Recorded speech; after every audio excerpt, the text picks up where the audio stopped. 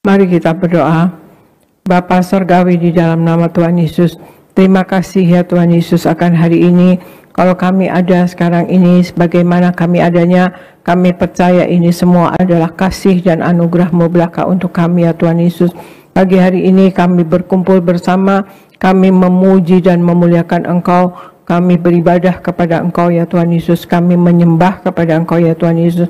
Kami minta ya Engkau Allah Roh Kudus, urapi kami semua anak-anak-Mu yang berkumpul bersama, urapi dan penuhi roh jiwa dan tubuh anak-anak-Mu yang hadir di gereja Nias ya Tuhan Yesus, dan penuhi roh jiwa dan tubuh anak-anak-Mu yang ibadah lewat live streaming. Kami minta ya Engkau Allah Roh Kudus, Engkau yang lebih dahulu bekerja, Engkau yang lebih dahulu berbicara dalam pemberitaan firman ini untuk menguatkan iman kami, untuk membangun iman kami, bahkan menyembuhkan kami. Terima kasih Bapa, terima kasih Yesus, terima kasih Roh Kudus. Dalam nama Tuhan Yesus kami mulai pemberitaan firman ini. Haleluya. Amin, amin, amin, amin. Shalom saudara sekalian, Tuhan Yesus memberkati. Saya percaya kita pagi hari ini berada dalam lindungan Tuhan Yesus Kristus. Amin saudara sekalian. Pagi hari ini saya membawakan tema firman Tuhan dari kata-kata Tuhan Yesus adalah berjuanglah masuk pintu yang sesak itu. Berjuanglah masuk pintu yang sesak itu atau pintu yang sempit itu ya saudara sekalian. Mengapa Tuhan Yesus menyuruh kita untuk berjuang masuk pintu yang sempit atau jalan yang sesak atau jalan yang sempit itu saudara sekalian ya.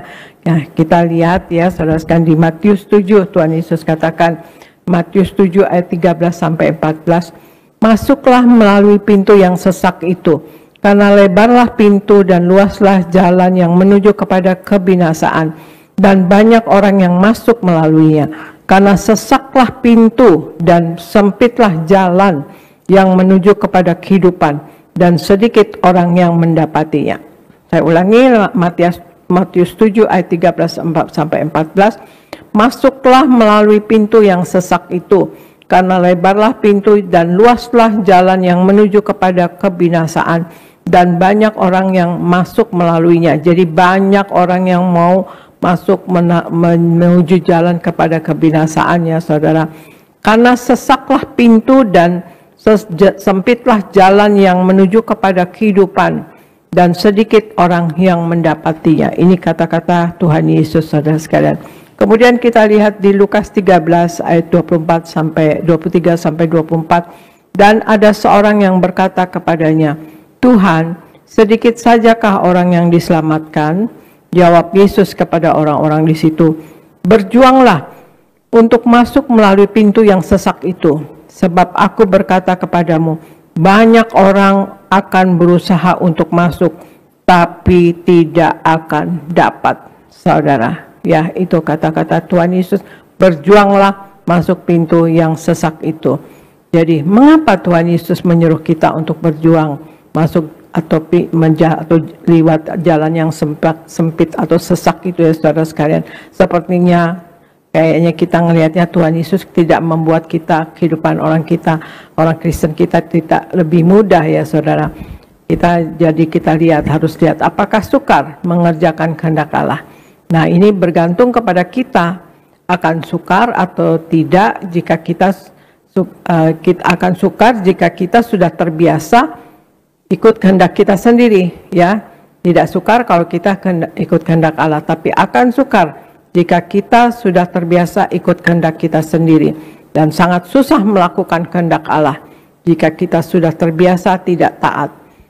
Jadi akan sangat sukar jika kita selalu ingin mengambil jalan kita sendiri saudara sekalian. Jadi jalan yang sempit itu adalah kita tidak memaksakan jalan kita sendiri, tetapi kita akan tempuh jalan dari Tuhan Yesus, yaitu kita akan katakan, ya Tuhan Yesus, jika itu yang Engkau mau, aku akan berjalan di jalan-Mu, ya saudara. Jadi apa yang terjadi jika kita ikuti kata-kata Tuhan Yesus ini saudara sekalian, yaitu berjuanglah untuk masuk pintu yang sesak itu saudara sekalian.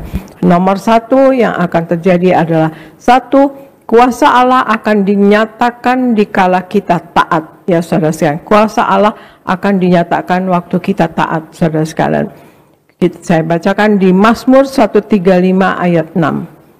Mazmur 135 ayat 6 katakan, Tuhan melakukan apa yang dikehendakinya, di langit dan di bumi, di laut dan di segenap samudra raya. Nah, ini adalah Tuhan, kuasa daripada Tuhan. Dan kuasa Allah akan dinyatakan dikala kita taat. Tuhan melakukan apa yang dikehendakinya di langit dan di bumi, di laut dan di segenap samudra raya, saudara sekalian. Ketaatan sangat diperlukan. Kebalikan dari ketaatan adalah keraguan atau kita ragu.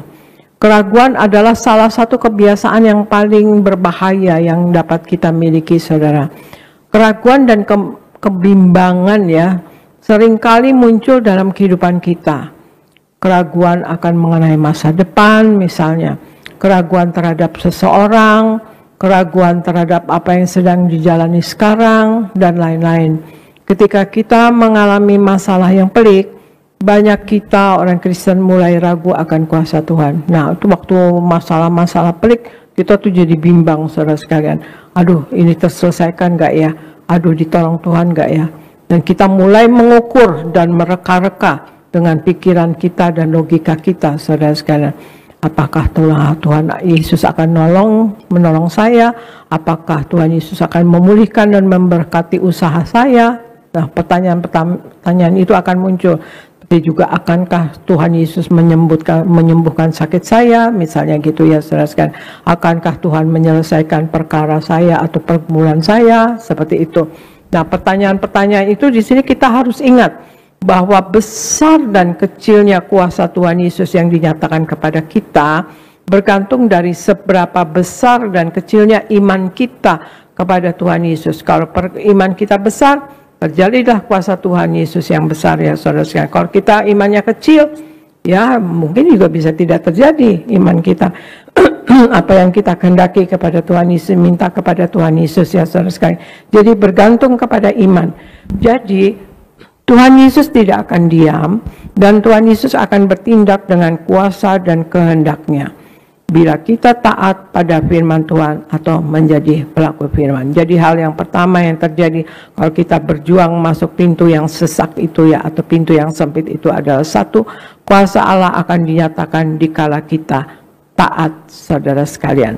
Dan kemudian apa yang akan terjadi kalau kita berjuang masuk pintu yang sesak itu, ikuti kata Tuhan Yesus ya, saudara sekalian, yaitu kedua, Tuhan Allah akan membuka pintu berkat bagi kita. Tuhan Allah akan membuka pintu berkat bagi kita ya, saudara sekalian. Saya bacakan di Matius 7 ayat 7 dan kemudian di Ulangan 28 ayat 2. Matius 7 ayat 7 Tuhan Yesus katakan, mintalah maka akan diberikan kepadamu, carilah maka kamu akan mendapat, ketuklah maka pintu akan dibukakan bagimu. Ya, ini Tuhan Yesus yang katakan. Kemudian di Ulangan 28 ayat 2 dikatakan, segala berkat ini akan datang kepadamu dan menjadi bagianmu jika engkau mendengarkan suara Tuhan Allahmu. Ya, Ulangan 28 ayat 2 katakan, segala berkat ini akan datang kepadamu dan menjadi bagianmu jika engkau mendengarkan suara Tuhan Allahmu, saudara sekalian. Ketika kita memperkatakan firman Tuhan, kita sebenarnya sedang mengundang kuasanya bekerja dalam hidup kita. Saya ulangi, ketika kita memperkatakan firman Allah, kita sebenarnya sedang mengundang kuasa Allah bekerja dalam hidup kita. Firman Tuhan adalah kebenaran, saudara. Dan waktu kita memperkatakannya dengan iman, firman itu menjadi nyata dan mengubah keadaan. Di sini Tuhan berjanji bahwa berkatnya akan datang kepada kita jika kita mendengarkan suaranya. Mendengar suara Tuhan itu berarti memahami, menerima, dan memperkatakan firman-Nya dalam hidup kita. Seringkali kita terjebak dalam keadaan sulit. Waktu keadaan sulit ya, saudara sekalian, kita tuh terjebak karena lidah kita suka lebih sering memperkatakan hal yang negatif. Ya, kita lebih suka mengeluh tentang masalah, meragukan janji Tuhan, bahkan merasa putus asa. Tetapi ayat firman Tuhan ini mengingatkan kita bahwa lidah kita memiliki kuasa untuk membuka pintu berkat. Mari kita setiap hari ambil waktu untuk berdoa dan memperkatakan firman Tuhan. Atau setiap waktu, makanya hafalkan firman Tuhan. Rajin baca firman Tuhan, rajin baca Alkitab saudara sekalian. Dan perkatakan firman Tuhan itu. Ya, kita kalau ingat firman Tuhan kita perkatakan. Percayalah kita saudara, bahwa kita ucapkan hari ini akan membuka pintu berkat di masa mendatang kita saudara. Jadi hal yang kedua yang terjadi dalam berjuang melalui pintu yang sesak itu atau pintu yang sempit itu adalah Tuhan Allah akan membuka pintu berkat bagi kita, ya saudara sekalian. Dan yang ketiga, kalau kita ikuti kata Tuhan Yesus berjuang masuk pintu yang sesak itu atau pintu yang sempit itu, ketiga adalah kita dapat kalahkan kesenangan dari dosa dan daya tarik dunia. Kita dapat kalahkan kesenangan dari dosa dan daya tarik dunia. Saya bacakan di Ibrani Ibrani 11 ayat 25 ya saudara. Ibrani 11 ayat 25 katakan, karena ia lebih suka menderita sengsara dengan umat Allah daripada untuk sementara menikmati kesenangan dari dosa. Ya, di Ibrani 11 ayat 25 ayat itu firman Tuhan katakan, karena ia lebih suka menderita sengsara dengan umat Allah daripada untuk sementara menikmati kesenangan dari dosa. Nah, hal lain yang mempersulit kehidupan Kristen kita adalah kesenangan dari dosa, saudara sekalian. Dosa itu memberi kesenangan jika kita menikmatinya, namun hanya semusim atau sementara. Karena nanti sampai tiba saatnya kita harus membayar harganya, saudara sekalian. Ya, Alkitab katakan apa yang kau tabur itu yang akan kau tuai. Ini adalah prinsip yang tidak terhindarkan. Apa yang kita tabur itu yang akan kita tuai. Ya, ini adalah prinsip yang tidak terhindarkan. Ya, saudara. Daya tarik dunia dan kesenangan dosa sekali kita terkail, kita ke bawah ya saudara sekalian, kita terkail, maka sangatlah susah untuk menyingkirkannya. Inilah makanya kita bisa lihat mengapa Tuhan Yesus suruh kita melangkah di jalan yang sempit. Karena daya pikat dunia setiap saat menarik kita. Kuasa gelap selalu siap untuk mencengkeram kita. Kuasa gelap akan selalu membuka jalan untuk kita jatuh, saudara. Jadi apa yang harus kita lakukan adalah dengan terus-menerus merenungkan firman Tuhan Yesus. Terus-menerus merenungkan firman Tuhan, ya firman Allah. Ya baik perjanjian lama, perjanjian baru, ya kita tahu Alkitab itu adalah full gospel. Artinya Injil sepenuh ya, kita percaya itu adalah firman Allah. Di Mazmur 1 ayat 2 dikatakan, tetapi yang kesukaannya ialah Taurat Tuhan, dan yang merenungkan Taurat itu siang dan malam. Kemudian di Yosua 1 ayat 8-9 dikatakan, janganlah engkau lupa memperkatakan kitab Taurat ini, tetapi renungkanlah itu siang dan malam, supaya engkau bertindak hati-hati sesuai dengan segala yang tertulis di dalamnya. Sebab dengan demikian perjalananmu akan berhasil dan engkau akan beruntung. Bukankah telah kuperintahkan kepadamu, kuatkan dan teguhkanlah hatimu, janganlah kecut dan tawar hati, sebab Tuhan Allahmu menyertai engkau kemanapun engkau pergi. Ya, jangan lupa memperkatakan firman Tuhan, ya. Tapi renungkanlah itu siang dan malam, supaya engkau bertindak hati-hati sesuai dengan segala yang tertulis di dalamnya. Ya saudara, itu firman Tuhan katakan, aku merenungkan firman-Mu siang dan malam. Itu penting saudara sekalian. Kita merenungkan firman Tuhan Yesus atau yang tertulis di Alkitab. Ya kita tahu Allah itu adalah Tuhan Yesus ya saudara sekalian. Allah turun ke dunia menjadi Tuhan Yesus, Yesus Kristus ya saudara. Jadi Allah kita ya Yesus Kristus Tuhan itu. Aku merenungkan firman-Mu siang dan malam. Jangan biarkan pikiran kita kosong. Jadi pikiran kita penuhi dengan firman Tuhan, saudara sekalian. Jadi hal ketiga yang terjadi kalau kita berjuang masuk pintu yang sesak atau pintu yang sempit itu adalah yang ketiga, kita dapat kalahkan kesenangan dari dosa dan daya tarik dunia, saudara. Dan berjuanglah untuk masuk pintu yang sempit itu. Ada 3 hal, saudara sekalian. Jadi, yaitu 1, kuasa Allah akan dinyatakan dikala kita taat. Ya, kalau kita taat, Tuhan Yesus katakan berjuanglah masuk pintu yang sesak itu. Ya, pintu yang sesak itu adalah tidak menuruti kehendak kita, ya saudara sekalian, tapi kita menuruti kehendak Allah.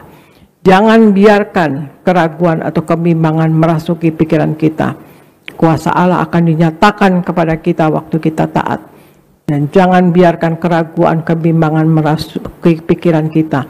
Tetapi hendaklah kita taat pada firman Tuhan dan perbesar iman percaya kita, maka kuasa Allah akan nyata bagi kita, saudara. Dan yang kedua, kalau kita berjuang masuk pintu yang sempit itu, kita mengikuti kata Tuhan Yesus itu, Tuhan Allah akan membuka pintu berkat bagi kita.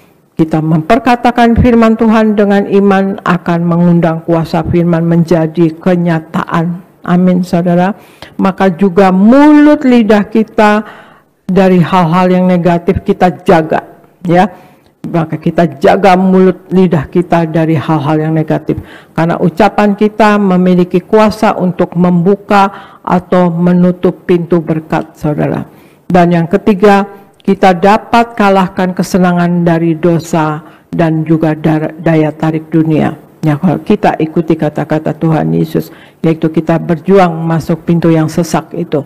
Mari kita renungkan firman Tuhan siang dan malam.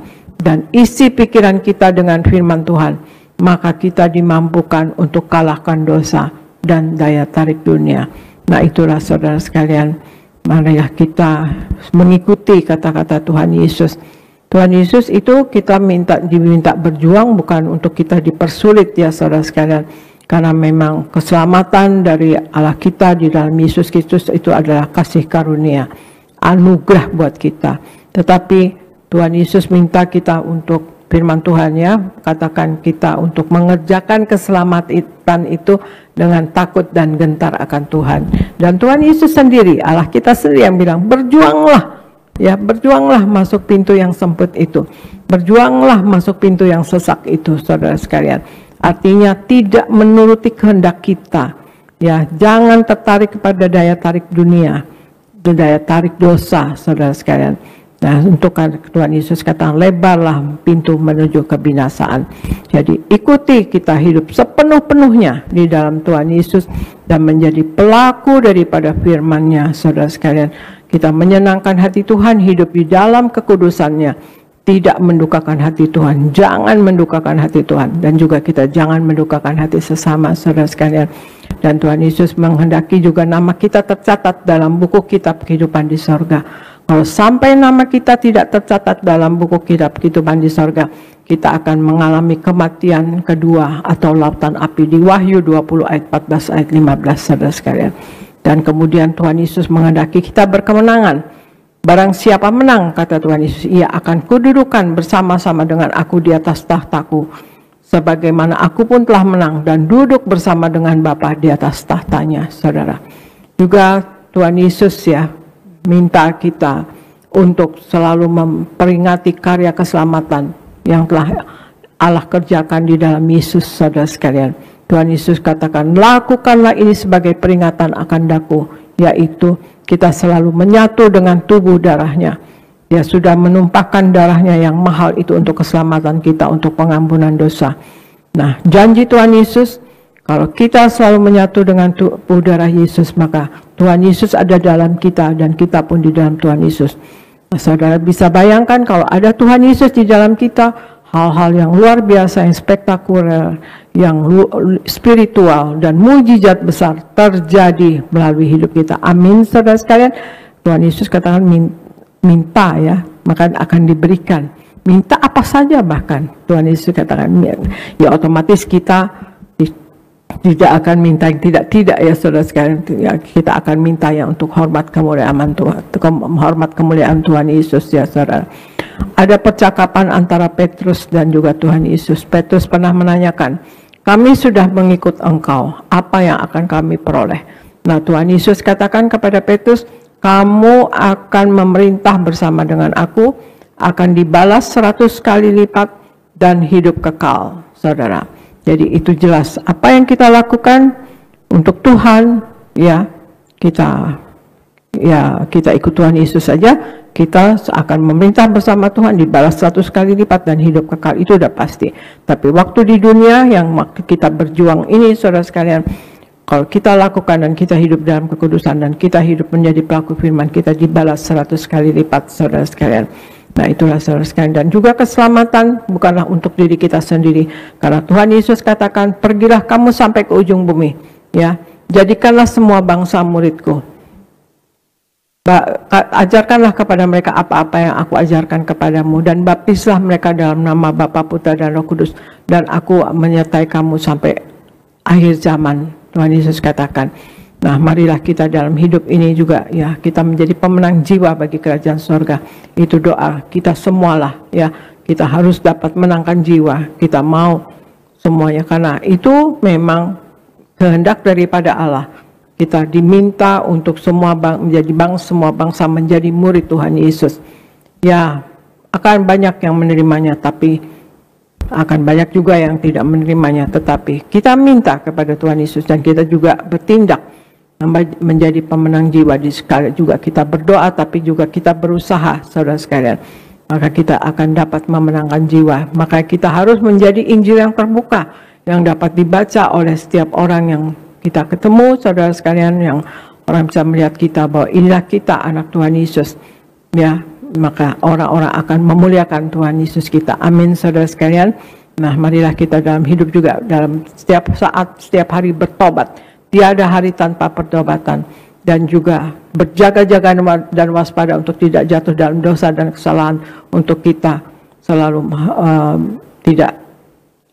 selalu akan menyenangkan hati Tuhan, ya saudara sekalian, untuk tidak mendukakan hati Tuhan. Kalau kita selalu tidak berjaga-jaga dan juga kita melakukan dosa, itu sangat mendukakan hati Tuhan, saudara sekalian. Ya, meskipun kita minta ampun, diampuni, tetapi janganlah kita mencobai, ya saudara sekalian, ya.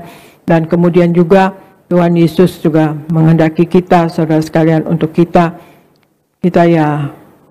untuk belajar, ya, belajar merenungkan firman Tuhan siang dan malam, ya saudara sekalian. Kita merenungkan pikiran kita diisi dengan firman Tuhan. Dan belajar dalam kehidupan ini, belajar di komunitas kita ada, belajar di dalam pekerjaan kita, belajar juga di rumah tangga kita, saudara sekalian. Tidak ada orang yang jadi pandai, ya saudara sekalian. Semua harus belajar, saudara sekalian. Maka kita akan bisa melewati hidup ini atau menjalani hidup ini dengan kita tidak mendukakan hati sesama, saudara sekalian. Nah, inilah saudara, kita tahu, kita semua, kalau kita hidup di dalam Tuhan Yesus, ada Roh Kudus di dalam kita, dan kita tahu kita harus dan akan memuliakan Tuhan Yesus seumur hidup kita. Amin, saudara sekalian. Dan itulah saudara sekalian, sekian firman dari saya. Ya, Tuhan Yesus katakan, berjuanglah masuk pintu yang sesak itu. Ya, judul firman Tuhan pagi ini. Dan apa akibatnya kalau kita mengikuti kata-kata Tuhan Yesus, berjuanglah masuk pintu yang sesak itu, yaitu satu, kuasa Allah akan dinyatakan dikala kita taat, saudara sekalian. Kedua, Tuhan Allah akan membuka pintu berkat bagi kita. Amin, ya. Dan yang ketiga, kita dapat kalahkan kesenangan dosa dan daya tarik dunia, saudara sekalian. Nah, berjuang masuk pintu yang sesak itu atau yang sempit itu adalah kita tidak mengikuti kehendak kita sendiri, tetapi kita mengikuti kehendaknya Allah. Karena Tuhan Yesus katakan, luaslah pintu dan lebarlah pintu menuju kebinasaan. Sekian Tuhan Yesus, saudara sekalian, firman dari saya pagi hari ini, saudara sekalian, dan semoga menjadi berkat bagi saudara sekalian, dan kita semua sebagai anak Tuhan Yesus mau memuliakan Tuhan Yesus seumur hidup kita. Amin. Terima kasih saudara sekalian, Tuhan Yesus memberkati. Saya serahkan kepada Pendeta Efris di Gereja Nias.